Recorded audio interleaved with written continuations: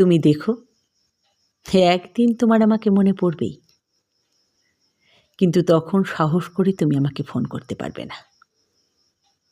লজ্জায় নিজেকে সংবরণ করবে।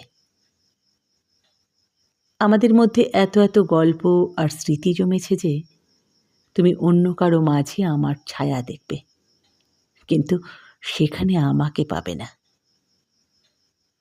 একটা আক্ষেপ জন্ম নেবে তোমার ভেতরে। রাত গভীর হলে আমার ফেসবুক ওয়াল ঘুরতে মন চাইবে।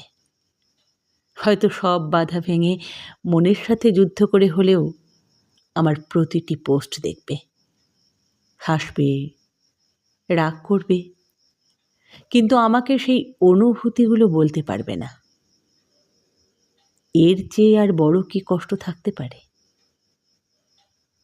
কোনো এক ভোরে কিংবা গভীর রাতে ঘুম ভেঙে ফোন চেক করে দেখবে আমার কোনো টেক্সট আছে কিনা। আমাকে না পেয়ে তোমার যে দীর্ঘশ্বাস জন্মাবে তা তোমার প্রাপ্য ছিল। আমি তো কোনো অন্যায় করিনি। এখন যার সাথে আছো তাকে নিয়ে যতই সুখে থাকো, যতই ভালো থাকো, আমি জানি আমাকে তোমার মনে পড়বেই, কারণ আমি তোমাকে ঠকাইনি। তার সাথে কাটানো প্রতিটি সুখময় মুহূর্তে আমি থাকবো তোমার মস্তিষ্কের একটা কোণায়।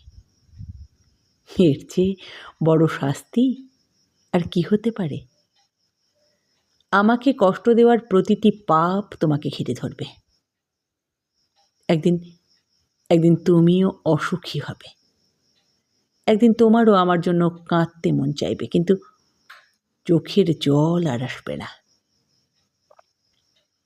এক শীতে সমুদ্র স্নান করতে যাবে, সাথে তোমার প্রিয় মানুষটা থাকবে, অথচ সেখানে আমার থাকার কথা ছিল। এক জ্যোৎস্না রাতে আকাশ দেখে তোমার চোখের কোণায় জল জমবে। এত সুন্দর রূপালী জ্যোৎস্না আমাকে ছাড়া দেখবে আর কষ্ট তোমাকে জাপটে ধরবে না, তা তো হবে না। একদিন আমাকে দেখার জন্য আকুল হবে, রাস্তায় খুঁজবে, পাবে না। সেদিন আঘাত লাগবে, সেদিন বুঝবে তুমি কি অন্যায় করেছ। একদিন বুঝবে ভালো একটা সম্পর্ক শেষ করে কেউ ভালো থাকে না। একদিন বুঝবে কথা দিয়ে কথা না রাখা একটা অন্যায়। সেদিন চাইলেও আর নিজেকে ভালো রাখতে তুমি পারবে না।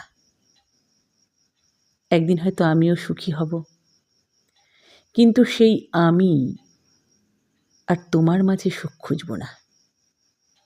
তোমার দেওয়া প্রতিটি অবহেলা একদিন আমার জীবনে অন্য কারো মাধ্যমে সুখ হয়ে ফেরত আসবে, কিন্তু আমি আর তোমাকে মনে করব না, কখনোই না।